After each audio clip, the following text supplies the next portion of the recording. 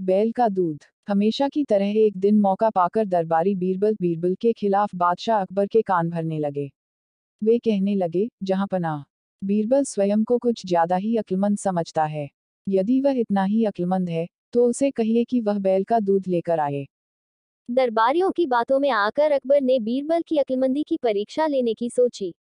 बीरबल उस समय दरबार में उपस्थित नहीं था। जब वह दरबार पहुंचा, तो अकबर बोले, बीरबल, क्या तुम मानते हो कि दुनिया में कोई कार्य असंभव नहीं? जी हुजूर, बीरबल ने उत्तर दिया। तो ठीक है, हम तुम्हें एक काम दे रहे हैं। तुम्हें उसे 2 दिवस के भीतर करना होगा। फरमाइए हुजूर, आपके हर हुक्म की तामीली मेरा कर्तव्य है। बीरबल सिर झुककर अदब से बोला। जाओ, जाकर बैल का दूध लेकर आओ। अकबर ने आदेश दिया। आदेश सुनकर बीरबल भौंचक्का रह गया। इधर दरबारी मन ही मन बड़े प्रसन्न हुए। वे जानते थे कि यह कार्य असंभव है, क्योंकि दूध गाय देती है, बैल नहीं। क्यों बीरबल, तुमने कोई जवाब नहीं दिया? अकबर बोले। बीरबल क्या कहता, वह बहस करने का समय नहीं था। हामी भरकर वह घर लौट आया। घर आकर उसने गहन सोच विचार किया। अपनी पत्नी और पुत्री से भी चर्चा की। आखिरकार सबने मिलकर एक उपाय निकाल ही लिया।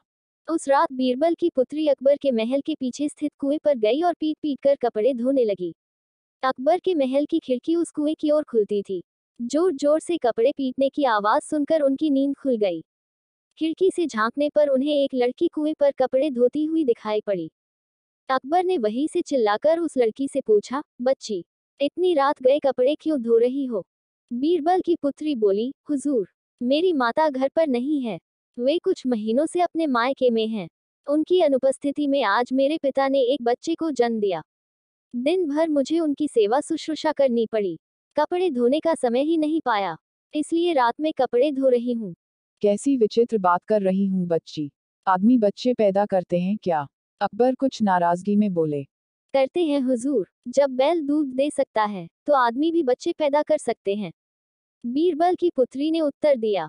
ये सुनना था कि अकबर की नाराजगी हवा हो गई और वे पूछ बैठे, बच्ची, कौन हो तुम?